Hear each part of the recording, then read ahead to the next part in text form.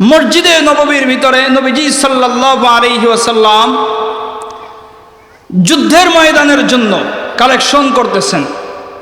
এমন সময় নবীজি সাল্লাল্লাহু আলাইহি ওয়াসাল্লাম সব সাহাবীদেরকে সম্বোধন করে বলতেছিলেন, আচ্ছা এবার সামনের থেকে একজন দাঁড়াও যে জিহাদের ময়দানের জন্য কে দান করবা। তো হযরত ওসমান সামনে বসা, তিনি লাফ দিয়ে দাঁড়ায় গেছে। হযরত ওসমান লাফ দিয়ে দাঁড়ায় বলতেছে, আল্লাহ নবী সাল্লাল্লাহু আলাইহি ওয়াসাল্লাম, আমি জিহাদের ময়দানের জন্য প্রাথমিক অবস্থায় সবার প্রথমে সর্বপ্রথম 100 উট দান করলাম। কত? 100। এরপরে নবীজি নাম লিখলেন, ঠিক আছে বসো। নবীজি বললেন, সামনের থেকে তো একজন হইল, এবার ডাইন দিক থেকে একজন দাঁড়া।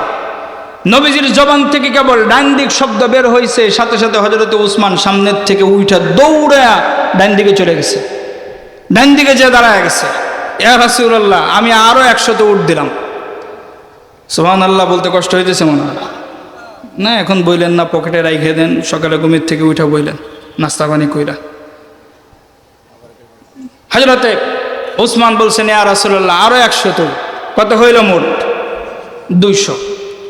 এবার নবীজি সাল্লাল্লাহু আলাইহি ওয়াসাল্লাম বললেন, ঠিক আছে, ডান দিক থেকে হইল, এবার বাম দিক থেকে একজনে দাঁড়াও। হযরত ওসমান পিছন দিক থেকে ঘুইরা সুজা সবার আগে ডান দিক থেকে এসে দাঁড়ায় গেছে।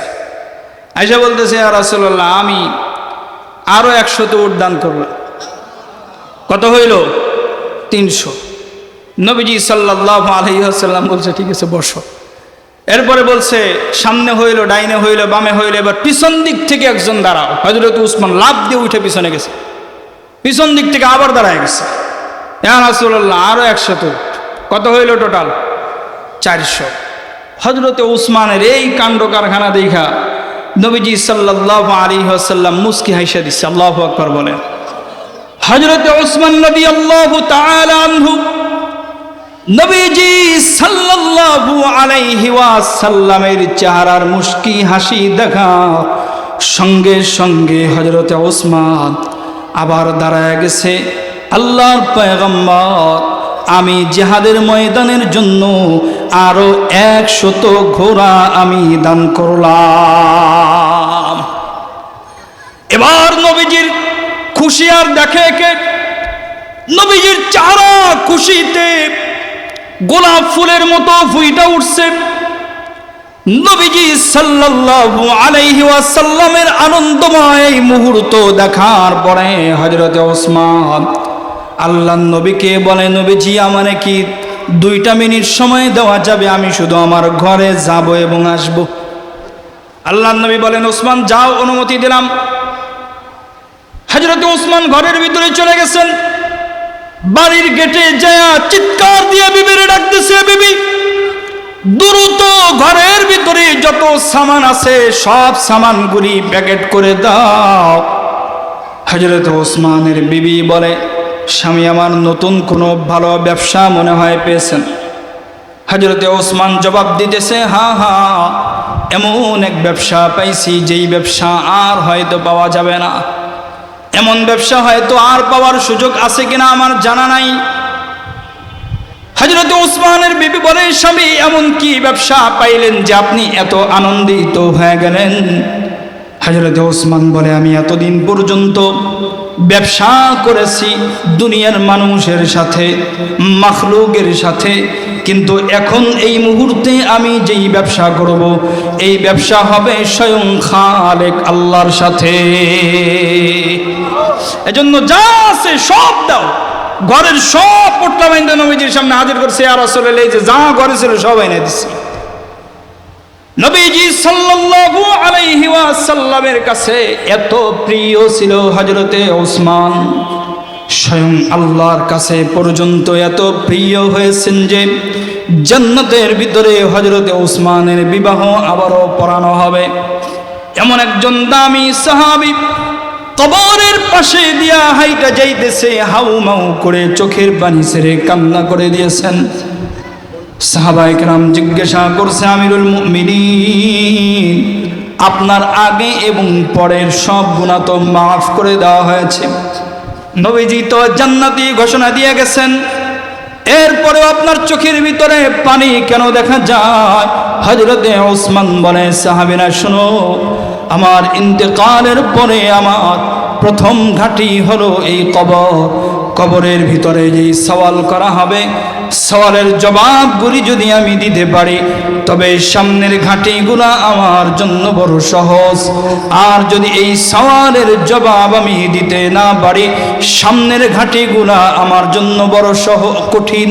আমি উসমান যত বড়ই সাহাবী হই না কেন, সওয়ালের জবাব যদি দিতে না পারি, জান্নাতে যাওয়া আমি উসমানের পক্ষেও সম্ভব না। আলহামদুলিল্লাহ, আলহামদুলিল্লাহিল্লাযী খালাকাল ইনসান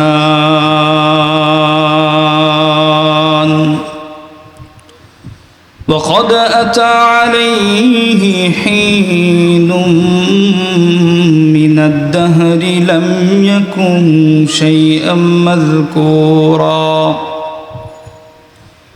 فسواه وعدله وعلى كثير ممن خلق فضله وجعله سميعا بصيرا ثم هداه السبيل ونصب له الدليل إما شاكرا وإما كفورا أما الكافرون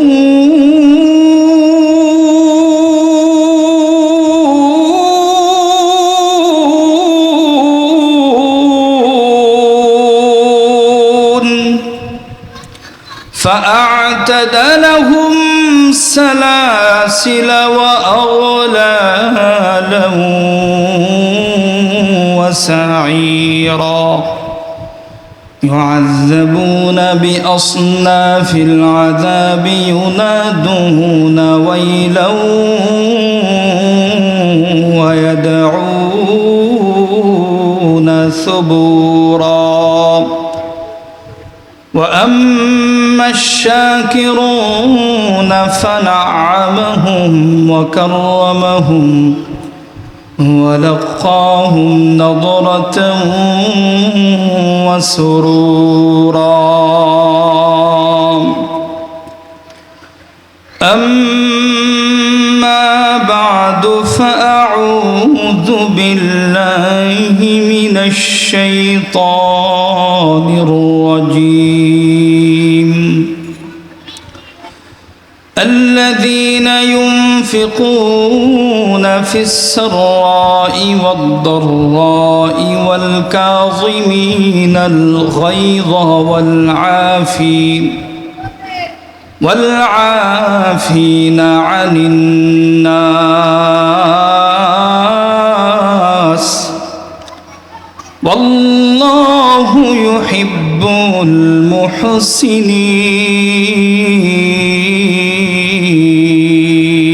المحسنين.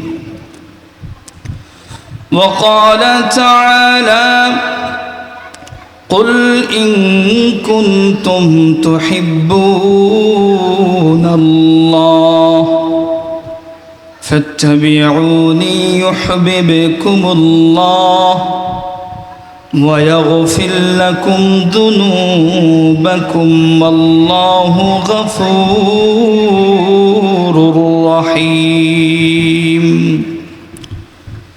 وقال النبي صلى الله عليه وسلم من أحب سنتي فقد أحبني ومن أحبني كان معي في الجنة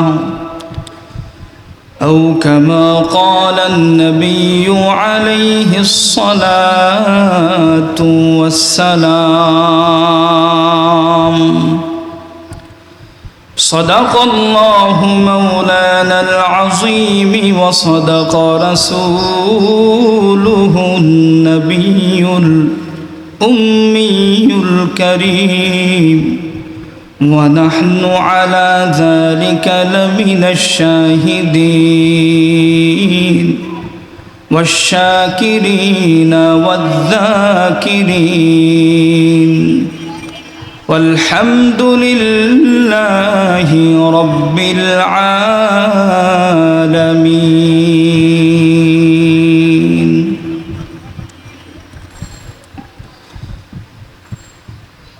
जिंदगी तोर जैर फकी दिया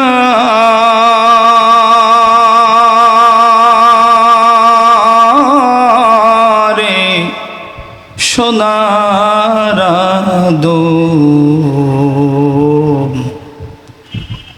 जिंदगी तोर जाए फाकी दिया जिंदगी तोर जैरे फकीर दिया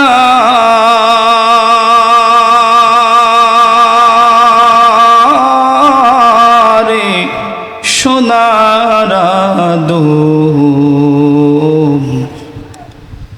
जिंदगी तोर जाए फाकी दिया ও আদম রে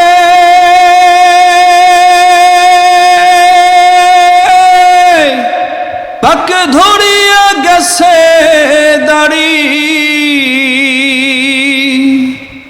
দন্ত আছে গোটা চাড়ি সামন জারি গিয়া আছে কোরিয়া রে সোনারা দো जिंदगी तोर जाए फाकी दिया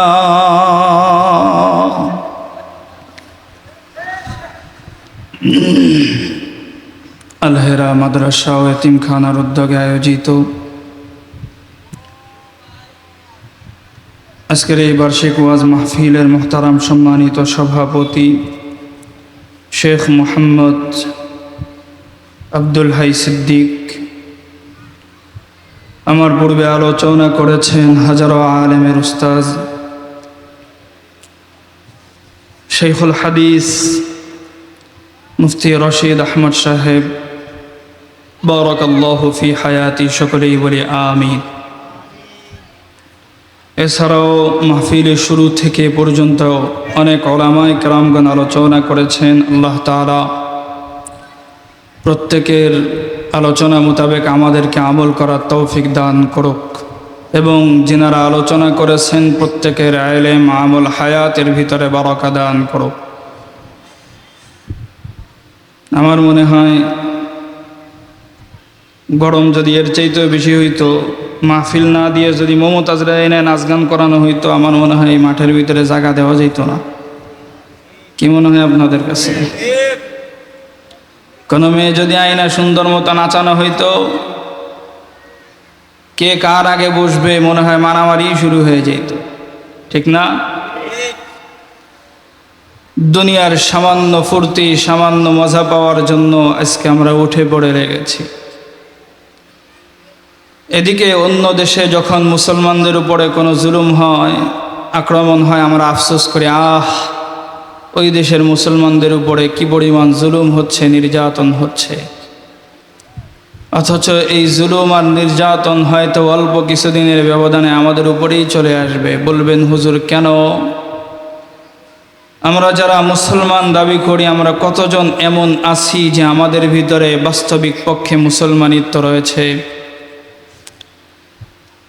আমাদের মসজিদগুলি আজ নামাজ থেকে ফাঁকা। এলাকার ভিতরে জুমার দিন নামাজ হয়, গোটা মসজিদ ভরে যায়, কিন্তু অন্যান্য দিন ফজরের সময় এক কাতার ভরাও দুষ্কর হয়ে যায়। কথা বলেন ঠিক নেই? বলবেন হুজুর এই মানুষগুলি মনে হয় ফজরের সময় আসতে কষ্ট হয়। আমি বলবো কেন? অফিস তো দিনের বেলায়, রাত্রেবেলা তো আর অফিস থাকে না। ডিউটি কি রাত্রে থাকে? বাংলাদেশের এমন কোনো অফিস আছে যে রাত্রেবেলা খোলা থাকে? ডিউটির কারণে নামাজ পড়তে পারে নাই? হ্যাঁ, অজুহাত দেখাইলেন তো দেখাইলেন, দুনিয়ায় দেখাইলেন বাজান। একটা প্রশ্ন আমি এখানেই আপনাদের কাছে করে যাই, আখিরাতে যখন আল্লাহ তাআলা আপনাকে জিজ্ঞাসা করবে যে বান্দা অমুক দিন ফজরের নামাজটা কেন পড়ো নাই, ওই দিন আল্লাহর কাছে কি জবাবটা দিবেন? গুছানো আছে? প্রশ্নের জবাব জানা আছে? অনেক বাবারা, যুবক বন্ধুরা এসএসসি পরীক্ষা দিতেছ, অন্তত বই পড়ে ধারণা হয় যে কি প্রশ্ন আসবে বা এই প্রশ্নের উত্তর কি হতে পারে, কিন্তু ওখানের প্রশ্ন ফাঁস করে দেওয়া হয়েছে। কবরে যাওয়ার পরে প্রশ্ন করা হবে, ওমান দীনুকা, তুমি কি তোমার দিন মানছো বা তোমার দিন কি? প্রশ্ন যে তোমার দিন কি, এর অর্থ হইল তোমার দিন তখনই বলতে পারবা যখনই তুমি তোমার দিন দুনিয়া থেকে মাইনা কবরে যাইতে পারবা। আর যদি দিন মাইনা কবরে যাইতে না পারো, তাহলে তোমার দিন কি এই প্রশ্নের জবাব আমি আর আপনি কেন, আমার আপনার 14 গোষ্ঠী মিলেও দিতে পারবে না। এজন্য আমাদেরকে মুসলমানিত্ব আমাদের ভিতরে আনতে হবে।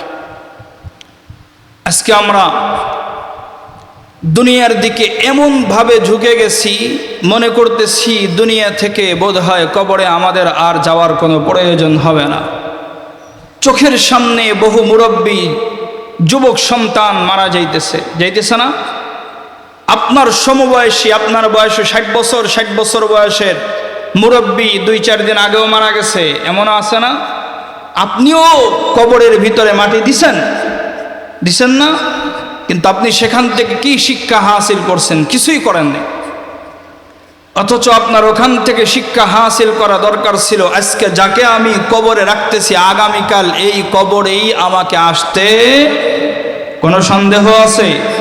আপনারা বলেন তো, এই জায়গার মালিক, এই মাদ্রাসা যিনারা করছেন, মসজিদের জন্য যারা মেহনত করে গেছেন, অনেক মুরব্বী কবরে চলে গেছে না?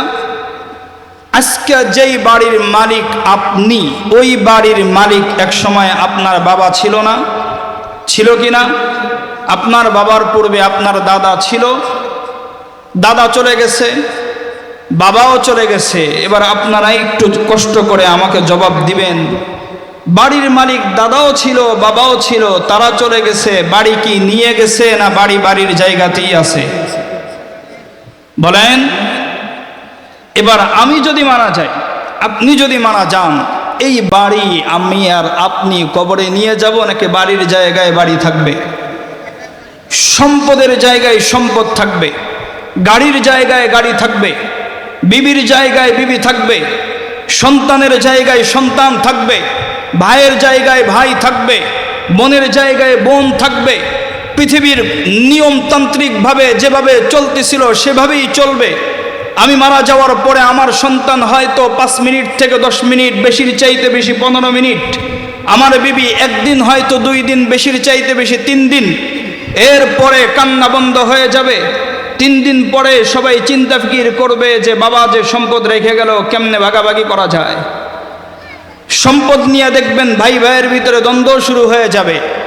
1 বছর পর্যন্ত যাইতে হবে না, মাত্র 2 থেকে 3 মাসের ব্যবধানে যদি সম্পদ নিয়ে ভাই ভাইয়ের ভিতরে গ্যাঞ্জাম হয়ে যায়, আমার সন্তানরাই ওই সম্পদ ভাগাভাগি করতে যে আমাকে গালি দিবে যে কেমন বাবা ছিল, আমাদের ভিতরে কোনো সমাধান করে দিতে পারে নাই বা কোনো ইনসাফ করা যায় নাই।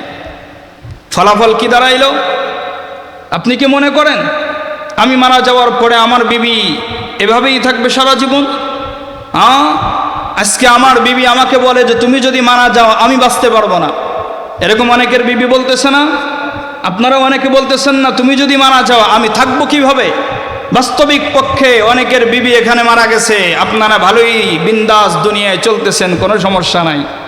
অনেক মা বোনেরা আছে স্বামী মারা গেছে, সন্তান নিয়ে আনন্দ ফুর্তি করে চলতেছে, স্বামীর কথা মনে করারও প্রয়োজন নাই, চলতেছে না? ভুলে গেছে। হ্যাঁ, এটাই বাস্তবতা, ভুলে যাবে, এটাই দুনিয়া। মিথ্যা মৃত্যুর আগ পর্যন্ত দুনিয়ার পিছনে আমাদেরকে ঘোরায়, যখন মরণের সময় হয়ে যায় লাথি মাইরা আমাদেরকে বের করে দেয়, বেটা বেরো, তোর আর কোনো জায়গা নেই আমার ভিতরে। এতদিন পর্যন্ত তুই আমার সময় দিছস, আমিও তোর সময় দিছি, কিন্তু আমি তোরে ধরা দেই নাই। এখন তোর মরণের সময় হয়ে গেছে, বের হ, আমি দুনিয়ার ভিতরে আর কোনো জায়গা নাই, থাকবে না। এজন্য আমরা দুনিয়ামুখী না হই। আজকে দুনিয়ামুখী হয়ে দিন ছাইরা দিছি, দুনিয়ামুখী হয়ে আমরা কি করতেছি? দিন ছাইরা দিছি, ইসলাম ছাইরা দিতেছি, নামাজ ছাইরা দিতেছি, রোজা ছাইরা দিতেছি, সামান্য ঠুনকো অজুহাতে নামাজ মিস দিতেছি। যুবকদেরকে প্রশ্ন করলে, এই যুবক ছেলে নামাজ কেন পড়া না? কোনো জবাব নাই। হয়তো বলবে হুজুর কাপড়ের সমস্যা, হুজুর আসতেছি, এই কোনো জবাব নেই। এই যুবক ছেলেগুলি মোবাইলের পিছনে, মেয়েদের পিছনে, গুনাহের কাজের পিছনে এত পরিমাণ সময় ব্যয় করতেছে যার কোনো হিসাব নাই। মুসলমান ভাইয়েরা, এজন্য এই দিন আমাদের ভিতরে আসার দরকার আছে না নাই? ইসলাম পরিপূর্ণভাবে আমাদের ভিতরে আসার দরকার আছে না নাই? এই ইসলাম পরিপূর্ণভাবে কেমনে আমাদের ভিতরে আসবে এই সম্পর্কে আলোচনা। বিষয়বস্তু হলো নবীজি সাল্লাল্লাহু আলাইহি ওয়াসাল্লামের আদর্শ। কেন? আমি আপনাদের কাছে প্রশ্ন করি, পৃথিবীতে আমাদেরকে যখন আল্লাহ তাআলা পাঠাইলেন, মায়ের গর্ভের থেকে যখন দুনিয়ায় আমরা ভূমিষ্ঠ হয়েছি, এখানে এমন কেউ কি আছেন যে আল্লাহর কাছে দোয়া করছিলাম যে আল্লাহ দুনিয়ায় আমাদেরকে পাঠানোর, যেহেতু পাঠাবেন আমাদেরকে আখেরি জামানার পয়গম্বরের উম্মত বানায় পাঠান, এমন দোয়া কেউ করছি আমরা? এমন দোয়া কেউ করছি? কেউ করি নাই। কিন্তু আল্লাহ পাক রব্বুল আলামিন আমাদেরকে দামি একজন নবী দান করেছেন, দামি একজন নবী আমাদেরকে দিচ্ছেন। কেমন দামি নবী দিচ্ছেন? যেই নবীকে পাঠানোর পরে স্বয়ং রব্বে কারিম বলছেন, ওয়ামা আরসালনাকা ইল্লা রাহমাতাল লিল আলামিন। আল্লাহু আকবার বলেন। স্বয়ং রব্বে কারিম জানায়া দিতেছেন, আদম পয়গম্বর থেকে ঈসা রূহুল্লাহ পর্যন্ত যত নবী রাসূল দুনিয়ার জমিনে আসছেন, আল্লাহ পাক রব্বুল আলামিন কোন নবীর ব্যাপারে এ কথা বলেন নাই। শুধুমাত্র কেবলমাত্র মুহাম্মাদুর রাসূলুল্লাহ সাল্লাল্লাহু আলাইহি ওয়াসাল্লামের ব্যাপারে আল্লাহ বলছেন, এ দুনিয়ার উম্মতেরা, আদম পয়গম্বর থেকে ঈসা পয়গম্বর পর্যন্ত যত নবী রাসূল দুনিয়ার জমিনে পাঠানো হয়েছে, সব নবী রাসূলকে নির্দিষ্ট গোত্রের জন্য পাঠানো হয়েছিল, নির্দিষ্ট মাযহাব গোত্রের জন্য পাঠানো হয়েছে। শুধুমাত্র কেবলমাত্র মুহাম্মাদুর রাসূলুল্লাহ সাল্লাল্লাহু আলাইহি ওয়াসাল্লামকে নির্দিষ্ট কোন গোত্রের জন্য পাঠানো হয় নাই। আল্লাহ পাক রব্বুল আলামিনের যত মাখলুকাত রয়েছে, অসংখ্য অগণিত মাখলুক আল্লাহ পাক রব্বুল আলামিন দুনিয়ায় পাঠাইছেন। সমস্ত মাখলুকের খালেক হলো আল্লাহ, আর সমস্ত মাখলুকের জন্য রহমত হলো নবী মুহাম্মাদুর রাসূলুল্লাহ। শুধু ইনসানের জন্য পাঠানো হয় নাই, শুধুমাত্র ইনসানের জন্য নবীকে পাঠানো হয় নাই। জিন বলেন, ইনসান বলেন, জঙ্গলের প্রাণীকুল বলেন, আল্লাহর সৃষ্টির সমস্ত মাখলুকাতের জন্য আল্লাহ তাআলা রহমত বানায়া নবীকে পাঠিয়েছেন। মুসলমান ভাইরা, কত দামি একজন নবী আমরা পেয়েছি। আল্লাহ পাক রব্বুল আলামিন নবীকে দুনিয়ার জমিনে পাঠানোর পূর্বে নবীজির মুআজিজা প্রকাশ করে দিয়েছেন। নবীজির বাবা হযরতে আব্দুল্লাহ মক্কা নগরীর ভিতরে যুবক মানুষ ঘোরাফেরা করে, চেহারার ভিতরে এত পরিমাণ নূর, মক্কার মেয়েরা আব্দুল্লাহর বিবি হওয়ার জন্য বড় পাগল। মক্কার মেয়ের বাবা মায়েরা চায় যে আমার মেয়েটাকে আব্দুল্লাহর স্ত্রী বানানো যায় কিনা। আব্দুল মুত্তালিবের কাছে যে প্রস্তাব পাঠায়, দেখবেন এলাকার ভিতরে যদি কোনো ভালো সন্তান, ভদ্র নম্র নামাজি কোনো সন্তান যদি থাকে, মাঝে মাঝে মেয়ের মা এবং বাবারা ওই সন্তানের মা বাবার কাছে বিবাহের জন্য প্রস্তাব পাঠায় কিনা। এমনইভাবে হযরতে আব্দুল্লাহর চেহারার এই যে ঠিক কপালের মাঝখান বরাবর এই জায়গার ভিতরে একটা নূর চমকাইতো, যেই নূরের কারণে হযরতে আব্দুল্লাহর চেহারার ভিতরে এত পরিমাণ মায়া ছিল যে কোনো মানুষ দেখলেই বড় পাগল পারা হয়ে যেত, হযরতে আব্দুল্লাহর প্রেমে পড়ে যেত। মুসলমান ভাইয়েরা, কিন্তু আব্দুল মুত্তালিব কুরাইশ বংশের সর্দার, তার পুত্রবধূ তো সাধারণ কোনো মেয়ে হতে পারে না। খুঁজে খুঁজে খুঁজে খুঁজে বিবাহের সময় যখন হয়ে গেল, হযরতে আব্দুল মুত্তালিব নবীজির মা হযরতে আমিনার সাথে বিবাহের বন্ধনের ব্যবস্থা করা হলো। বিবাহ হয়ে গেল। বাসর রাত্রি পার হয়ে যাওয়ার পরে 2 দিন পরে যখন হযরতে আব্দুল্লাহ ঘর থেকে বের হয়ে মক্কার অলিতে গলিতে চলাফেরা করে, মক্কার মানুষগুলি চেয়ে দেখে এতদিন পর্যন্ত যেই নূর আব্দুল মুত্তালিবের কপালে দেখা গেছে, এখন আর সেই নূর আব্দুল মুত্তালিবের কপালে দেখা যায় না। সবাই বড় অবাক। এতদিন পর্যন্ত নূর দেখা গেছে, আব্দুল্লাহর কপালের ভিতরে নূর চমকাইছে, এই নূর এখন গেল কোথায়? আব্দুল্লাহকে প্রশ্ন করা হলো, নূর কোথায় গেছে? হযরতে আব্দুল্লাহ জবাব দিছে, নূর যেটা ছিল, আমার সন্তান ছিল, এই নূর মায়ের রেহেমের ভিতরে চলে গেছে, এজন্য এখন আর আমার কপালের ভিতরে এই নূর দেখা যায় না। বলে যে এই নূর কি ছিল? এই নূরই ছিল হযরতে মুহাম্মদুর রাসূল সাল্লাল্লাহু আলাইহি ওয়াসাল্লাম। মুসলমান ভাইয়েরা, দুনিয়ায় আসার পূর্বেই আল্লাহ তাআলা নবীজির চেহারার মাধ্যমে প্রকাশ করে দিয়েছেন, নবীজির বাবার চেহারার মাধ্যমে নবীজির প্রকাশ করে দিছে। আমার ভাইয়েরা, একটু বুঝার জন্য চেষ্টা করেন। 6 মাস পরে নবীজির বাবা হযরতে আব্দুল্লাহ দুনিয়ার জমিন থেকে ইন্তেকাল করে কবরের বাসিন্দা হয়ে গেছেন। আমার ভাইয়েরা, নবীজির মা হযরতে আমেনা ঘরের কাজ করার জন্য বিভিন্ন সময় ঘর থেকে বের হওয়ার প্রয়োজন হয়। আমি সংক্ষেপ করে বলতেছি যেহেতু সময় বড় কম। হযরতে আমেনা ঘর থেকে বের হওয়ার জন্য বিভিন্ন জায়গায় যখন যেতেন, বিভিন্ন কাজের তাকিদে যখন বের হওয়ার প্রয়োজন হতো, মক্কার একটা নিয়ম ছিল, কোন মহিলার স্বামী যদি দুনিয়ার জমিন থেকে বিদায় হয়ে যায়, 1 বছর পর্যন্ত ওই মহিলার জন্য সব ধরনের সাজসজ্জা হারাম।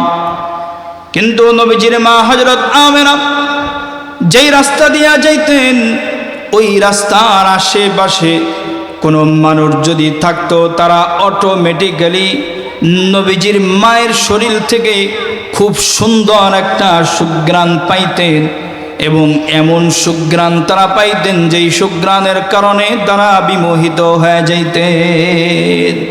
মক্কার যে সমস্ত মেয়েরা আছে, এরা আব্দুল মুত্তালিবের কাছে আসছে বিচার দেওয়ার জন্য যে আব্দুল মুত্তালিব, আমাদের মক্কার নিয়ম হইল কোনো মহিলার স্বামী যদি মারা যায় 1 বছর পর্যন্ত কোনো ধরনের কোনো সাজসজ্জা, কোনো সুগন্ধি ব্যবহার করতে পারবে না। কিন্তু আমরা দেখতেছি তোমার পুত্রবধূ যে রাস্তা দিয়ে যায়, ওর আশেপাশে দিয়ে হাঁটলেও সুঘ্রাণ পাওয়া যায়। তুমি একটু তোমার পুত্রবধূকে বাধা দিবা?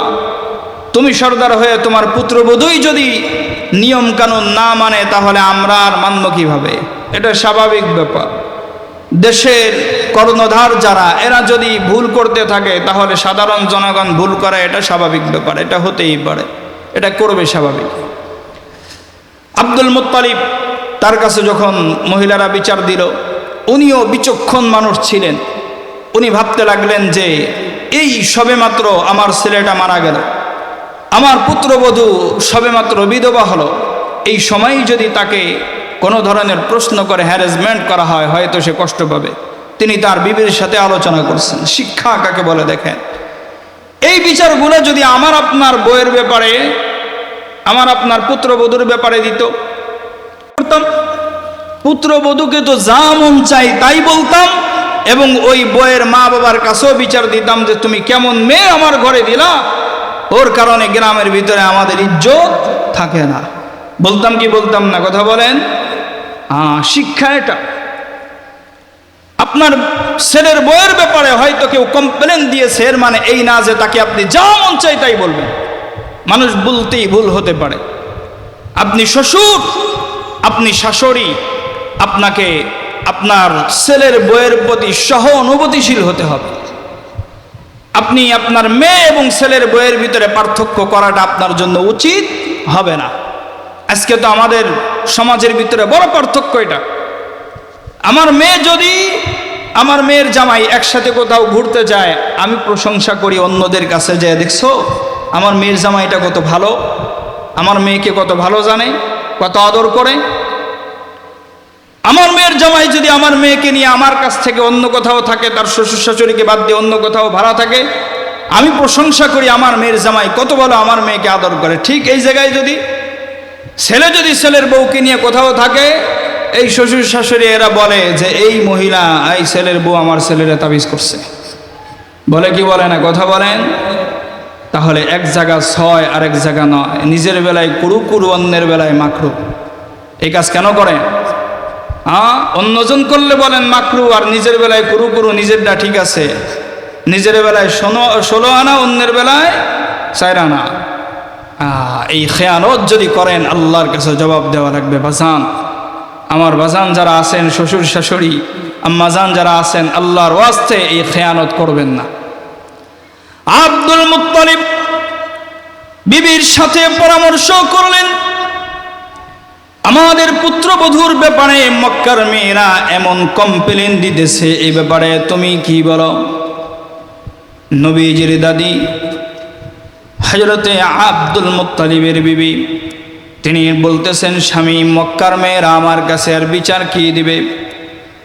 সুতরাং ঘরের ভিতরে আমি থাকি, আমি তো নিজে মাঝে মাঝে অবাক হয়ে যাই। আমার পুত্রবধূর শরীর থেকে এমন সুন্দর সুঘ্রাণ বের হয়, মাঝে মাঝে আমি নিজেই বিমোহিত হয়ে যাই, কিন্তু প্রশ্ন করার মতো সাহস রাখি না। আবার চিন্তা করি, ঘরের ভিতরে কোনো ধরনের কোনো সুঘ্রাণ নাই, এবং যেহেতু এক ঘরের ভিতরে বসবাস, কখনো আমার পুত্রবধূকে আমি দেখি না কোনো ধরনের সুঘ্রাণ শরীরে লাগাইতে। এজন্য প্রশ্ন করতে যায় আবার বাধায় পড়ে যায়।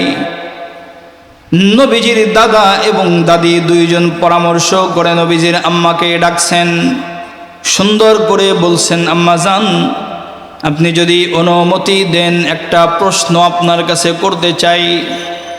নবীজির মা জবাব দিতেছে, বাবা, মেয়ের কাছে প্রশ্ন করার জন্য বাবার আবার অনুমতি কিসের প্রয়োজন? কি বলতে চান আপনি বলেন। হযরতে আব্দুল মুত্তালিব ডাক দিয়ে বলে, মাগো, মক্কার কিছু কিছু মেয়েরা আমার কাছে কয়েকদিন যাবৎ বিচার দিতেছে যে তুমি যেই জায়গা থেকে যাও, ওই জায়গার আশেপাশে নাকি বলে সুঘ্রাণে ভরে যায়। পুরুষরা তো বিমোহিত হয়, মহিলারা পর্যন্ত তোমার শরীরের সুঘ্রাণে পাগল পারা হয়ে যায়। মাগো, আমি কুরাইশ বংশের সর্দার, তুমি আমার পুত্রবধূ। তুমি তো জানো নিয়ম হলো, কোনো মহিলার স্বামী যদি মারা যায়, 1 বছর পর্যন্ত ওই মহিলা কোনো ধরনের সাজসজ্জা, কোনো ধরনের সুগন্ধি ব্যবহার করতে পারে না। নবীজির মা হযরতে আমেনা চোখের পানি ছেড়ে ক্রন্দন করে বলতেছে, বাবা, আমি বুঝতে পেরেছি আপনার হৃদয়ের ভিতরে বড় ব্যথা, কারণ আপনি কুরাইশ বংশের সর্দার। আপনার পুত্রবধূর ব্যাপারে যদি কেউ বিচার দেয়, এমন কষ্ট লাগাটাই স্বাভাবিক। কিন্তু বাবা আমি এখন যেই কথাগুলি আপনাকে বলবো আপনি নিজেই বড় অবাক হয়ে যাবেন। বাবা আপনি আমার ঘরের ভিতরে খুঁজে দেখতে পারেন, ঘরের বিন্দু পরিমাণ কোনো জায়গায় জাররা পরিমাণ কোনো সুগন্ধি নাই। আমি তো 2-4 দিন হলো ঘর থেকে বের হই, কিন্তু এই সুগন্ধিত মক্কার মেয়েরা 2-4 দিন হয় পায়। কিন্তু বাবা আপনি কি জানেন আজকে 6 থেকে 7 মাস পর্যন্ত এই সুগন্ধি প্রতিনিয়ত আমি পাই। মক্কার মেয়েরা কি অবাক হবে, আমি নিজেই অবাক হয়ে যাই। কোনো সুগন্ধি না লাগায়ও কেমনে আমার শরীর থেকে সুগন্ধ বের হয়, আমি নিজে অবাক হয়ে যাই। মক্কার মেয়েরা কি অবাক হবে, আমি তো অবাক যে আমি কোনো সুগন্ধি ব্যবহার না করেও আমার শরীর থেকে সুগন্ধ বের হয়, তো হয় কেমনে? বাবা শুধুমাত্র কেবলমাত্র যদি আমার শরীর থেকে সুগন্ধি ব্যবহার হয়ে ক্ষান্ত হইতো, তারপরেও আমার কোনো পেরেশানি ছিল না। আপনি শুনলে আশ্চর্য হয়ে যাবেন। আমি যখন কুয়ার কাছে ঘর থেকে কলসি নিয়ে পানি আনার জন্য সামনের দিকে অগ্রসর হই, আমার কাছে মনে হয় যেন রাস্তার 2 পাশের যতগুলি গাছ আছে তারা তাদের ডালগুলি আমার পায়ের কাছে ঝুঁকায়া কেন যেন তারা আমারে সালাম জানাইতে চায়। ও বাবা শুধু যদি এতটুকুন হইতো তাও নিজের মনকে বুঝ দিতে পারতাম। এই যে পাথরের উপর দিয়া হাইটা হাইটা কুয়ার কাছে যখন আমি যাই, উত্তপ্ত গরম, যেই গরমে সামান্য মাটিতে হাঁটা যায় না, পাথরের উপরে পা রাখার মতো কোনো পরিবেশ নাই, কিন্তু আমি পাথরের উপরে যখন পা রাখি আমার কাছে মনে হয় কে যেন আমার পায়ের নিচে শিমুল তুলার বালি সাইনা রাইখা দিছে। আল্লাহু আকবার বলেন। আমার কাছে মনে হয় কে যেন শিমুল তুলার বালি সাইনা আমার পায়ের নিচে রেখে দিছে। বাবা এর চাইতে বড় আশ্চর্যের ব্যাপার হলো কুয়ার কাছে আমি যেই মুহূর্তে পানি আনার জন্য গেলাম, কুয়ার পানিগুলি মনে হয় যেন আমারে বলতেছে আমেনা পানি আনার জন্য কেন ঘর থেকে বের হইছো, তোমার গর্বে কে আছে তোমার কি জানা নাই? আমেনা তোমার পানির প্রয়োজন হবে, একবার যদি বলতা আমি কুয়ার পানি তোমার ঘর পর্যন্ত পৌঁছায় যাইতাম, আমি কুয়ার পানি ঘর পর্যন্ত পৌঁছায় যাইতাম। আমেনা তোমার তো ধারণা নাই তোমার গর্বের ভিতরে কে আছে, তোমার গর্বের ভিতরে এমন একজন আছে গোটা জগতের জন্য যিনি রহমত মুহাম্মদুর রাসূলুল্লাহ সাল্লাল্লাহু আলাইহি ওয়াসাল্লাম। মুসলমান ভাইরা, সমস্ত নবীদেরও নবী, সাইয়্যিদুল আম্বিয়া, সমস্ত নবীদের সরদার যিনি, সমস্ত ইমামদের ইমাম যিনি, নবী মুহাম্মদুর রাসূল সাল্লাল্লাহু আলাইহি ওয়াসাল্লাম। কত বলবো বলেন, কত মুআজিজা নবীজির লাগবে বলেন, কিভাবে আপনাদেরকে আর বুঝাবো যে কত দামি কত বড় একজন নবী আমরা পেয়েছি। নবীজি ভূমিষ্ঠ হওয়ার পরে নবীজির মা পেরেশান, কারণ অন্যান্য সন্তানদের বাবারা সন্তান জন্ম হওয়ার পরে নানান প্রকারের খেলনা আনে না? আপনাদের ঘরের ভিতরে যখন সন্তান আসে আপনারা সন্তানের জন্য বিভিন্ন ধরনের খেলনা কিনে আনেন না? সন্তান খেলবে, অনেকে তো হওয়ার আগেই নিয়ে আসে। তো হযরত আমেনা মনের ভিতরে বড় কষ্ট যে সন্তানটি এমন সময় ভূমিষ্ঠ হইল, ওর বাবা নাই, ওর জন্য খেলনা কে আনবে? হযরত আমেনা বলে, আমি যখন এই কথা মনে মনে ভাবি, আমার রব আমার কাছে জিবরিল আমিন পাঠিয়ে দিছে। জিবরিল এসে আমার কয়, আমেনা তুমি ভাবতেছো যে তোমার স্বামী নাই, তোমার সন্তানের জন্য খেলনা কে আনবে? তোমার স্বামী যদি জীবিত থাকতো হয়তো বেশির চাইতে বেশি দুনিয়াবি কোনো খেলনা আনতো, কিন্তু এমন সন্তান তোমার গর্ভের থেকে আল্লাহ তাআলা পদার্পণ করাইছেন যেই সন্তানের জন্য স্বয়ং রব্বে কারিম আসমানের চন্দ্র তারাগুলিকেই খেলনা বানায়া দিবে। বাস্তবিক পক্ষে আসমানের চন্দ্র তারাগুলিকে নবীজি সাল্লাল্লাহু আলাইহি ওয়াসাল্লামের জন্য খেলনা বানায় দেওয়া হয়েছে। নবীজির চাচা বলে, ভাতিজা আমি বড় অবাক হয়ে যাই, একটা প্রশ্নের জবাব কি তুমি আমারে দিবা? বলে, চাচা যান কি প্রশ্ন? বলে, প্রশ্ন হইল আমি একদিন ঘরের বাহিরে তোমাকে নিয়ে খাটের উপরে শোয় আমি বসে আছি। এমন সময় আমি হঠাৎ করে দেখতেছি যে আসমানের চাঁদ ঠিক তোমার একবারে কাছে চলে আসছে। আমি তো মনে করছি না জানি আসমানের চাঁদ তোমার উপরে আইসা পড়বে, তুমি না জানি মরে যাবে। আমি চিল্লানি দিয়ে উঠছি, ভাতিজা এটা কেন হইল? নবীজি সাল্লাল্লাহু আলাইহি ওয়াসাল্লাম জবাব দেয়, চাচা যান, ওই যে আসমানের চাঁদ যে আমার সামনে চলে আসছিল দেখছেন, আমি চাঁদের সাথে খেলা করতেছিলাম। খেলা করতে করতে এক পর্যায়ে আমি চাঁদকে এমনি ডাকতেছিলাম। যত বেশি চাঁদকে ডাকতেছিলাম তত বেশি চাঁদ আমার কাছে আসতেছিল। চাচা আপনি যদি চিৎকার না দিতেন, স্বয়ং চাঁদ আমি মুহাম্মদের সাথে এসে মুলাকাত করতে ব্যস্ত হয়ে যেত। এই যুবক ছেলেরা, যুবতী বোন আমার, একটু বোঝার জন্য চেষ্টা করো। তুমি টিকটক প্রিয় হয়ে গেছো, তোমার আইডল হয়ে যায় অমুক নায়ক আর তমক নায়িকা, যুবক সন্তান অমুক খেলোয়াড় তমক খেলোয়াড়, আজকে তোমার আইডল। এই মুসলমানের সন্তান যুবক, তোমার বোঝা দরকার কত বড় দামি একজন নবী স্বয়ং রব্বে কারীম তোমাকে দান করেছেন।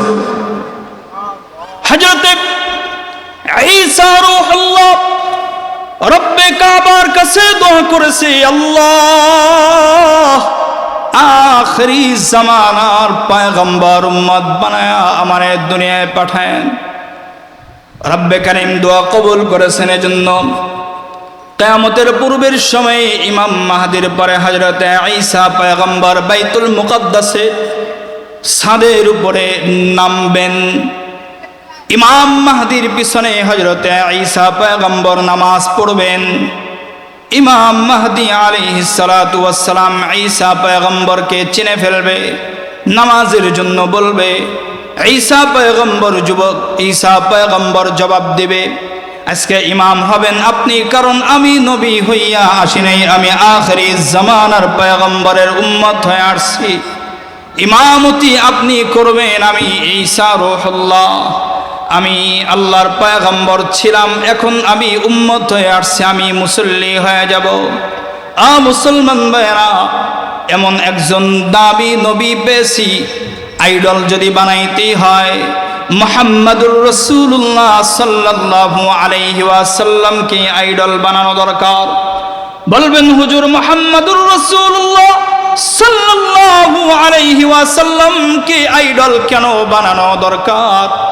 আল্লাহর পয়গম্বরের উম্মত, দুনিয়ার জমিনের যেই মানুষগুলাকে আপনি নিজের আইডল অনুসরণ অনুকরণীয় বানাইবেন, আপনার বন্ধু বলেন, নায়ক বলেন আর নায়িকা বলেন, এ মানুষগুলি আস্তে আস্তে আপনাকে জাহান্নামের দিকে নিয়ে যাবে, জান্নাতের দিকে নিবে না। কিন্তু যদি আপনার আইডল হয় মুহাম্মাদুর রাসূলুল্লাহ সাল্লাল্লাহু আলাইহি ওয়াসাল্লাম, আল্লাহর নবী বলেন সবার আগে আমি জান্নাতে ঢুকবো, আমার সাথে সাথে আমার জান্নাতি উম্মতদেরকে নিয়ে আমি জান্নাতে প্রবেশ করব। আমার জান্নাতি উম্মতদেরকে নিয়ে আমি জান্নাতে প্রবেশ করব। সব উম্মত দাঁড়ায় থাকবো, সব উম্মত।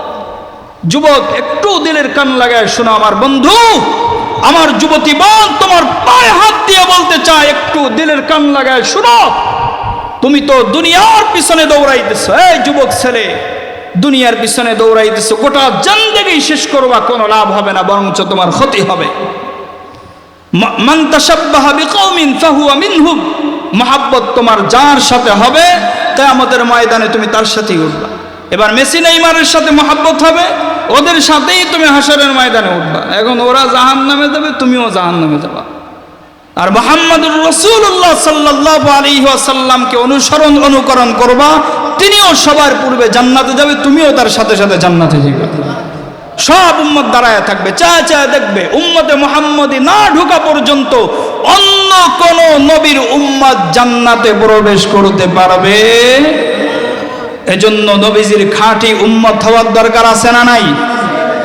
নবীজির খাঁটি আদর্শের উম্মত হওয়ার দরকার আছে না নাই?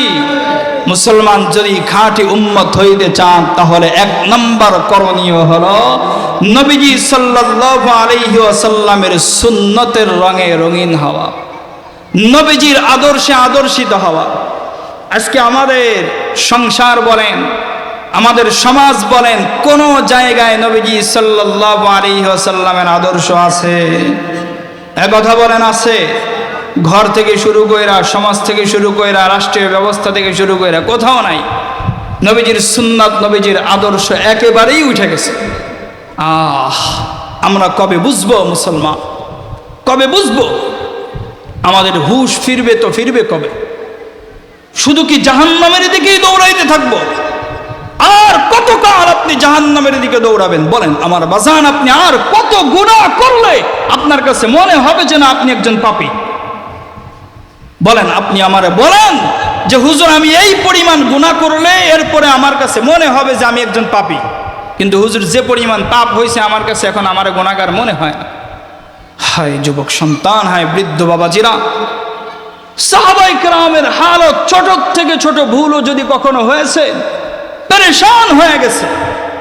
আশারায়ে মুবাশশারা 10 জন সাহাবীর ব্যাপারে তো জান্নাতের ঘোষণা হয়েই গেছে। আপনারা বলেন তো জান্নাতি সাহাবী কতজন? বলেন দেখি, এই প্রশ্নের জবাব কি দিতে পারেন আপনারা? জান্নাতি সাহাবীর সংখ্যা কতজন? কতজন শিওর? এটাই শুনছেন? হ্যাঁ, এবার আশারায়ে মুবাশশারা যেই সাহাবীদের নাম ঘোষণা করা হয়েছে, ওনাদের ভিতরে কি হযরতে ফাতিমার নাম আছে? হ্যাঁ, ফাতিমাতু সাইয়্যিদাতু নিসাই আহলিল জান্নাহ নাম আছে। জান্নাতে মহিলাদের সর্দারিনী হবেন হযরতে ফাতিমা। কি বলেন, নাম আছে? 10 জন সাহাবীর নাম স্বয়ং রসুলের জবানে আল্লাহর রসুল ঘোষণা দিছেন। বাকি জান্নাতি সাহাবী, যেই সমস্ত সাহাবীরা ঈমানের হালতে কবরে গেছেন, সমস্ত সাহাবীরাই জান্নাতি। এবার বলেন, জান্নাতি সাহাবীর সংখ্যাকে 10 জন নাকি যত সাহাবী ঈমান নিয়ে কবরে গেছে সমস্ত সাহাবী? বলেন, যত সাহাবী ঈমান নিয়ে কবরে গেছেন সমস্ত সাহাবীরাই জান্নাতি, যারা মুনাফিকি করেন নাই। একটা আছে সাহাবী ছিলেন কিন্তু মুনাফিকি করছেন, তাদের ঈমান নাই, তারা জান্নাতি না। কিন্তু যেই সমস্ত সাহাবীরা খাঁটি ঈমান নিয়ে কবরে যাইতে পারছেন, ওই সমস্ত সাহাবীরা জান্নাতি। এজন্য জান্নাতি সাহাবীর সংখ্যা 10 জন না, নবীজি ঘোষণা দিয়েছেন 10 জনের কথা। এই 10 জনের ভিতরে হযরত ওসমান রাদিয়াল্লাহু তাআলা আনহু, ইসলামের খলিফা কয়জন? কয়জন? এখন অনেকে বলতে চাইতেছে না যে একটা ভুল বলছি, এখন যদি আরেকটা বইলে আরবার ভুল হয়ে যায় তাহলে তো সমস্যা। এটা বলেন, এটা তো জানেন কয়জন খলিফা? কয়জন? 4 জন। কয়জন? নাম্বার 1 কে? হযরতে আবু বকর সিদ্দিক রাদিয়াল্লাহু তাআলা আনহু। 2 নাম্বার হযরতে ওমর রাদিয়াল্লাহু তাআলা আনহু। 3 নাম্বার হযরতে উসমান দিন নূরাইন। হযরতে উসমানের কাছে রসুলের 2 জন বিবি বিবাহ দিছেন। মুসলমান ভাইয়েরা, কথায় কথা চলে আসতেছে জন্য বলেই নেই। বলবেন হুজুর 2 জন, এই 2 জন বিবি বলতেছি, দুঃখিত, 2 জন মেয়ে বিবাহ দিছেন। নবীজি বলছেন, আমার যদি আরো কোনো মেয়ে থাকতো আমি আমার উসমানের কাছেই বিবাহ দিতাম। যে খাবার খাবেন সে পরিমাণ খাবার কখনো মওজুদ ছিল না। বলবেন হুজুর এটা কেন ছিল না? মসজিদে নববীর ভিতরে নবীজি সাল্লাল্লাহু আলাইহি ওয়াসাল্লাম যুদ্ধের ময়দানের জন্য কালেকশন করতেছেন। এমন সময় নবীজি সাল্লাল্লাহু আলাইহি ওয়াসাল্লাম সব সাহাবীদেরকে সম্বোধন করে বলতেছিলেন, আচ্ছা এবার সামনের থেকে একজন দাঁড়াও, যে জিহাদের ময়দানের জন্য কে দান করবা। তো হযরত ওসমান সামনে বসা, তিনি লাফ দিয়ে দাঁড়ায় গেছে। হযরত ওসমান লাফ দিয়ে দাঁড়ায় বলতেছে, আল্লাহ নবী সাল্লাল্লাহু আলাইহি ওয়াসাল্লাম, আমি জিহাদের ময়দানের জন্য প্রাথমিক অবস্থায় সবার প্রথমে সর্বপ্রথম 100 উট দান করলাম। কত? 100। এরপরে নবীজি নাম লিখলেন, ঠিক আছে বসো। নবীজি বললেন, সামনের থেকে তো একজন হইল, এবার ডাইন দিক থেকে একজন দাঁড়া। নবীজির জবান থেকে কেবল ডান দিক শব্দ বের হয়েছে, সাথে সাথে হযরত উসমান সামনের থেকে উঠা দৌড়ে ডান দিকে চলে গেছে। ডান দিকে যে দাঁড়ায় গেছে, ইয়া রাসূলুল্লাহ আমি আরো 100 উট দিলাম। সুবহানাল্লাহ বলতে কষ্ট হইতেছে মনে হয় না? এখন বইলেন না, পকেটে রাইখে দেন, সকালে ঘুমের থেকে উঠা বইলেন, নাস্তা পানি কইরা। হযরতে ওসমান বলছেন, ইয়া রাসূলুল্লাহ আরো 100 তো কত হইল মোট?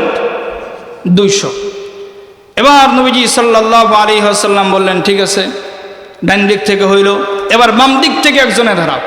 হযরত ওসমান পিছন দিক থেকে ঘুইরা সুজা সবার আগে ডান দিক থেকে এসে দাঁড়ায় গেছে। আয়েশা বলতেছে, ইয়া রাসূলুল্লাহ আমি আরো 100 তো উট দান করলাম। কত হইল? 300। নবীজি সাল্লাল্লাহু আলাইহি ওয়াসাল্লাম বলছে, ঠিক আছে বসো। এরপরে বলছে, সামনে হইল, ডাইনে হইল, বামে হইল, এবার পিছন দিক থেকে একজন দাঁড়াও। হযরত উসমান লাফ দিয়ে উঠে পিছনে গেছে, পিছন দিক থেকে আবার দাঁড়ায় গেছে। ইয়া রাসূলুল্লাহ আরো 100 তো। কত হইল টোটাল? 400। হযরতে উসমানের এই কাণ্ড কারখানা দেখা নবীজি সাল্লাল্লাহু আলাইহি ওয়াসাল্লাম মুস্কি হাসিয়া দিচ্ছে। আল্লাহু আকবার বলেন। হযরতে উসমান রাদিয়াল্লাহু তাআলা আনহু নবীজি সাল্লাল্লাহু আলাইহি ওয়াসাল্লামের চেহারার মুস্কি হাসি দেখা সঙ্গে সঙ্গে হযরতে ওসমান আবার দাঁড়ায় গেছে। আল্লাহর পয়গম্বর, আমি জিহাদের ময়দানের জন্য আরো 100 ঘোড়া আমি দান করলাম। এবার নবীজির খুশি আর দেখে কে? নবীজির চেহারা খুশিতে গোলাপ ফুলের মতো ফুইটা উঠছে। নবীজি সাল্লাল্লাহু আলাইহি ওয়াসাল্লামের আনন্দময় এই মুহূর্ত দেখার পরে হযরতে ওসমান আল্লাহর নবীকে বলে, নবীজি আমারে কি 2টা মিনিট সময় দেওয়া যাবে? আমি শুধু আমার ঘরে যাব এবং আসব। আল্লাহর নবী বলেন, ওসমান যাও, অনুমতি দিলাম। হযরতে ওসমান ঘরের ভিতরে চলে গেছেন। বাড়ির গেটে যায় চিৎকার দিয়ে বিবিরে ডাকতেছে, বিবি দ্রুত ঘরের ভিতরে যত সামান আছে সব সামানগুলি প্যাকেট করে দাও। হযরত ওসমানের বিবি বলে, স্বামী আমার নতুন কোনো ভালো ব্যবসা মনে হয় পেয়েছেন। হযরতে ওসমান জবাব দিতেছে, হ্যাঁ হ্যাঁ, এমন এক ব্যবসা পাইছি যেই ব্যবসা আর হয়তো পাওয়া যাবে না। এমন ব্যবসা হয়তো আর পাওয়ার সুযোগ আছে কিনা আমার জানা নাই। হযরত ওসমানের বিবি বলে, স্বামী এমন কি ব্যবসা পাইলেন যে আপনি এত আনন্দিত হয়ে গেলেন? হযরত ওসমান বলে, আমি এতদিন পর্যন্ত ব্যবসা করেছি দুনিয়ার মানুষের সাথে, মাখলুকের সাথে, কিন্তু এখন এই মুহূর্তে আমি যেই ব্যবসা করব এই ব্যবসা হবে স্বয়ং খালেক আল্লাহর সাথে। এজন্য যা আছে সব দাও। ঘরের সব পোটলা বাইন্দা নবীজির সামনে হাজির করছে। ইয়া রাসূলুল্লাহ, এই যে যা ঘরে ছিল সব এনে দিচ্ছি। নবীজি সাল্লাল্লাহু আলাইহি ওয়াসাল্লামের কাছে এত প্রিয় ছিল হযরতে ওসমান, স্বয়ং আল্লাহর কাছে পর্যন্ত এত প্রিয় হয়েছেন যে জান্নাতের ভিতরে হযরতে ওসমানের বিবাহ আবারও পড়ানো হবে। এমন একজন দামি সাহাবী কবরের পাশে দিয়া হাইটা যাইতেছে, হাউমাউ করে চোখের পানি ছেড়ে কান্না করে দিয়েছেন। সাহাবায়ে কেরাম জিজ্ঞাসা করছে, আমিরুল মুমিনিন, আপনার আগে এবং পরের সব গুনাহ তো মাফ করে দেওয়া হয়েছে, নবীজি তো জান্নাতি ঘোষণা দিয়ে গেছেন, এরপরেও আপনার চোখের ভিতরে পানি কেন দেখা যায়? হযরতে ওসমান বলে, সাহাবীরা শোনো, আমার ইন্তেকালের পরে আমার প্রথম ঘাঁটি হলো এই কবর।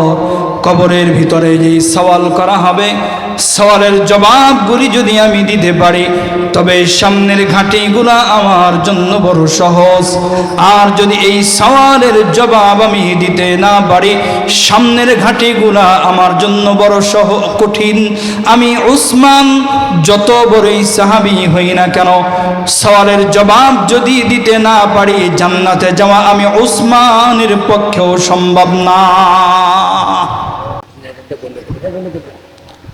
লাইনটা করে দিন, তাতে লাগা লাগা, হাতে লাগা দেন।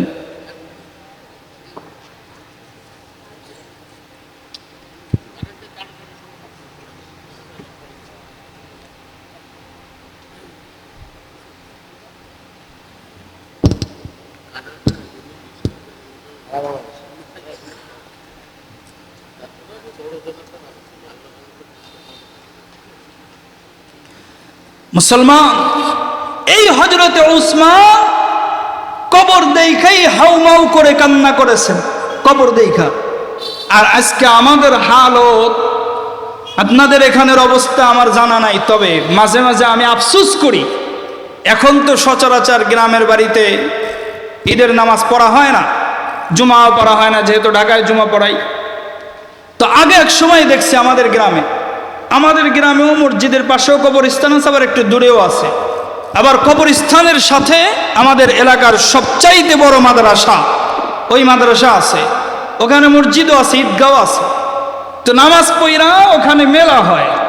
তা আমি ওই সময় ছোট ছিলাম, বুঝতাম না, এখন মাঝে মাঝে চিন্তা করি যে ওই মেলার ভিতরে যে পরিমাণ লোক দেখা যায়,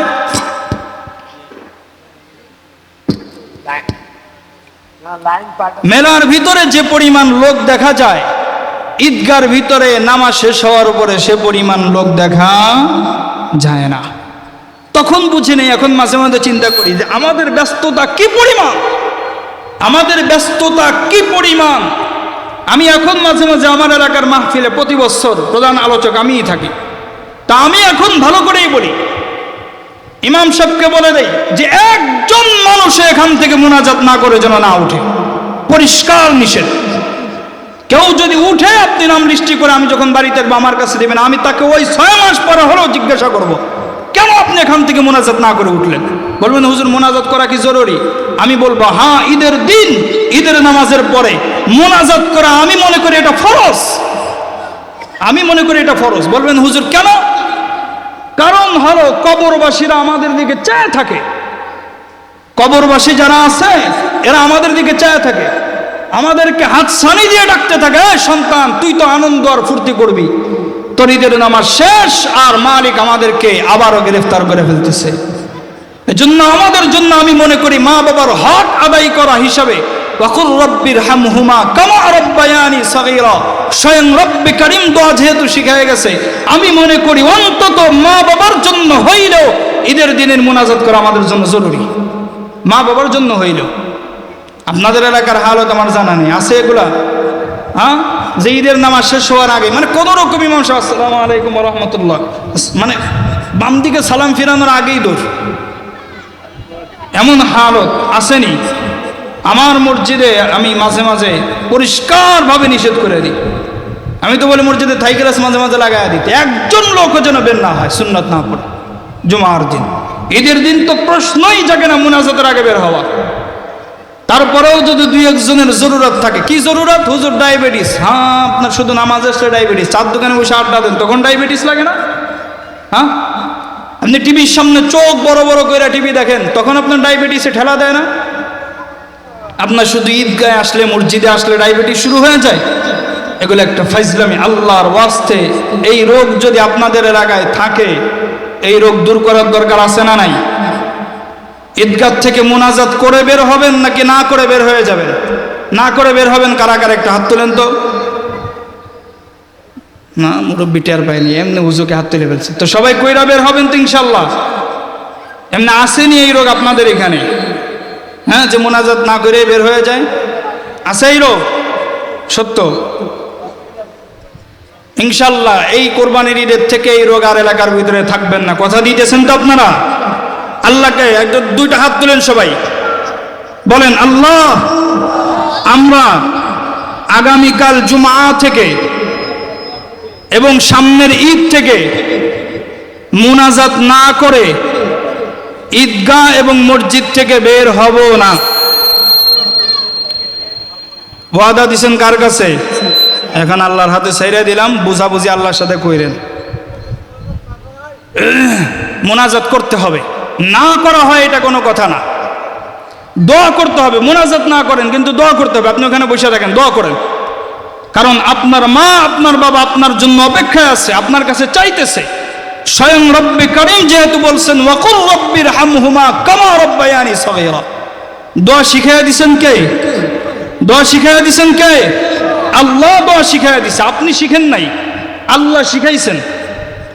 যদি সাধারণ ব্যাপারই হইতো তাহলে আল্লাহ বলতেন না ওয়াকুল রব্বির হামহুমা কামা রাব্বায়ানি সগীরা। এটা মা বাবার হক, আপনাকে আদায় করতে হবে আপনি সন্তান হিসাবে, না হলে কিয়ামতের ময়দানে আপনি ধরা খাবেন। এটা হলো 1 নাম্বার। 2 নম্বর, আপনাদের জন্য বড় সৌভাগ্য যে আপনাদের মসজিদের পাশে কবরস্থান, একদম বড় সুবর্ণ সুযোগ আপনাদের জন্য। প্রত্যেক শুক্রবার জুমার নামাজের পরে মা বাবার কবরটা জিয়ারত করবেন। পারবেন না ইনশাল্লাহ? কবরের পাশে যে 3 বার সূরা ইখলাস পড়বেন। কয়বার? 1 বার সূরা ফাতিহা পড়বেন, কয়েকবার দুরূদ শরীফ। পারবেন না? এতটুকুন তো পারবেন। পারবেন না ইনশাল্লাহ? করবেন তো ইনশাল্লাহ সবাই? এটা মা বাবার হক। আমার বাজান পায়ে হাত দিয়ে বলতে চাই, তারা আমাদের দিকে চায় থাকে যে আমাদের জন্য কিছু পাঠাও। মুসলমান ভাইরা, নবীজি সাল্লাল্লাহু আলাইহি ওয়াসাল্লামের মহাব্বতের বাস্তব প্রমাণ সাহাবায়ে কেরাম দিয়ে গেছেন। নবীজিকে কেমনে ভালোবাসতে হবে সাহাবায়ে কেরাম বুঝায় গেছে। মুসলমান, নবীজিকে ভালোবাসার মাপকাঠি কেমন হবে সাহাবায়ে কেরাম বুঝায় গেছেন। হযরতে বেলালের মতো একজন হাবশী গোলাম এত পরিমাণ দামি হয়ে গেছে, নবীজি জান্নাতের ভিতরে যেই সোয়ারির উপরে বসবেন ওই সোয়ারির লাগাম ধরে হযরতে বেলাল নবীজির আগে আগে জান্নাতে ঢুকবে। এই হযরতে বেলাল এত দামি হওয়ার কারণ হলো নবীজির ইন্তেকালের পরে হযরতে বেলাল মদিনার অলিতে গলিতে হাঁটে আর ঘুরে চোখের পানি ছেড়ে ওয়াজরে কান্না করে। কিছুদিন যাওয়ার পরে হযরতে বেলাল সিদ্দিক আকবরের দরবারে চলে গেছে। আমিরুল মুমিনিন ভাই আবু বকর, আমার মদিনার জমিনে আর থাকতে মনে চায় না। আবু বকর রে, আমার একটু বিদায় দাও, আমি মদিনা ছেড়ে দূর কোথাও জঙ্গলে চলে যেতে চাই। কারণ এই মদিনায় থাকলে আমার মায়ার নবীর কথা মনে পড়ে।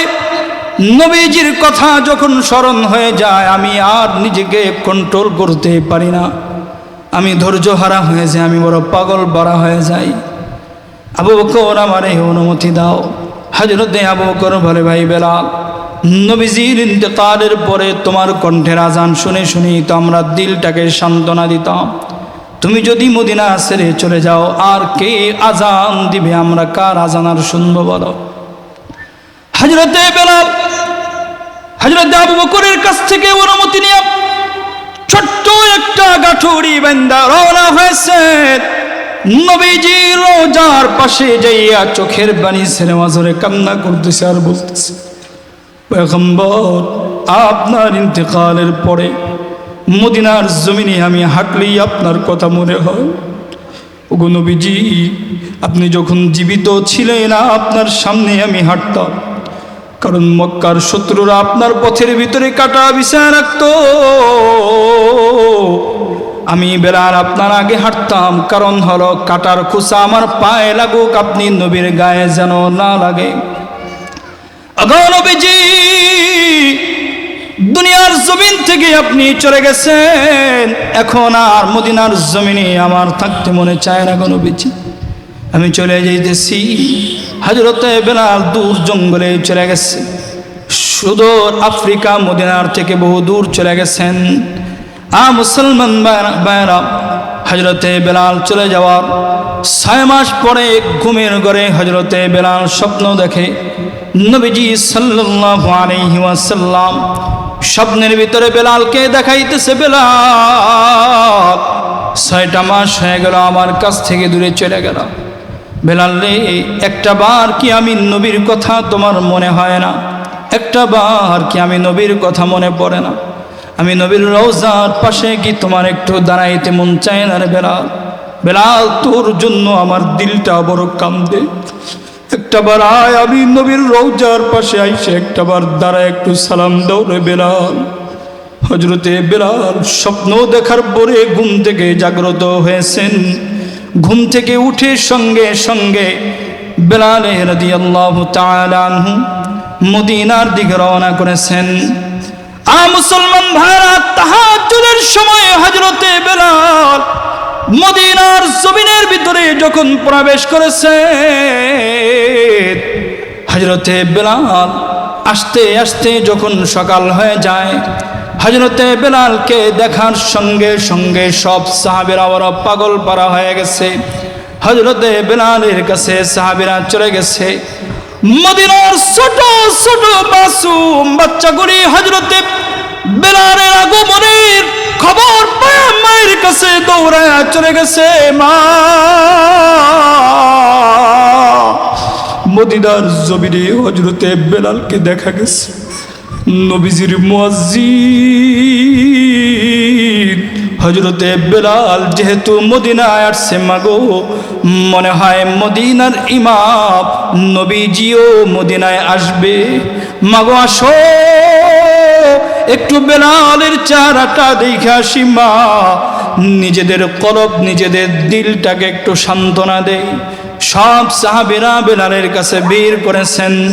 হযরতে বেলালকে যে সাহাবীরা বলে, সাহাবীরা হযরতে বেলালকে বলতেছে, ভাই বেলাল, লম্বা টাইম পর্যন্ত হঠাৎ করে কোথায় হারিয়ে গেছো?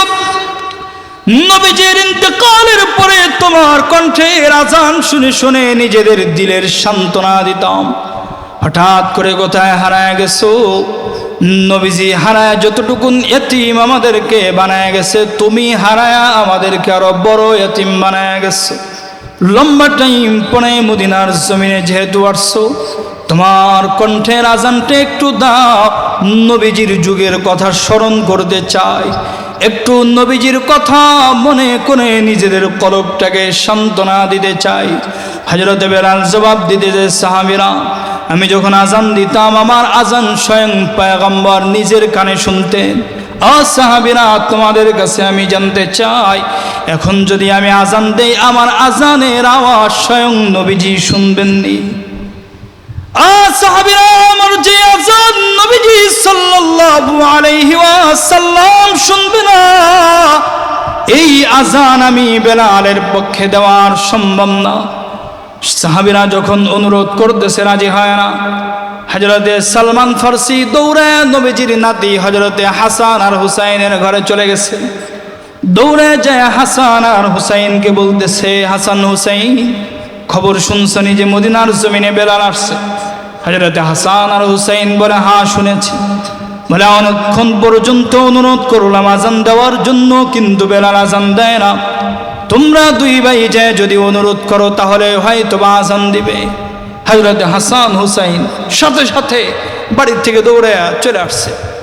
আইসা বলতেছে, ভাই বেলাল, নানা হারায় যাওয়ার পরে যে পরিমাণ ইয়াতীম আমরা হয়েছিলাম, তোমার কণ্ঠের আজান যখন শুনতাম আমাদের কলিজা ঠান্ডা হয়ে যেত। নানাকে হারানোর ব্যথা কিছুটা হইলেও লাঘব হইত, কিন্তু এখন তুমি যখন চলে গেছো, চলে যাওয়ার পরে আমরা আরো বড় ইয়াতীম হয়ে গেছি, আরো বড় ইয়াতীম হয়ে গেছি।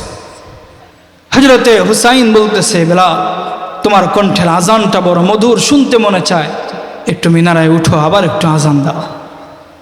হযরতে বেলাল হুসাইন রাদিয়াল্লাহু তাআলা আনহুর চেহারার দিকে চায়, দেখে যে হুবহুব নবীজির চেহারা ভাইসে উঠতেছে। বেলাল মনে মনে ভাবে, এখন যদি আজান না দেয় মদিনার নবী বেজার হয়ে যাবে, এজন্য আর তো দেরি করা যায় না। এজন্য তিনি সঙ্গে সঙ্গে আজান শুরু করে দিচ্ছেন।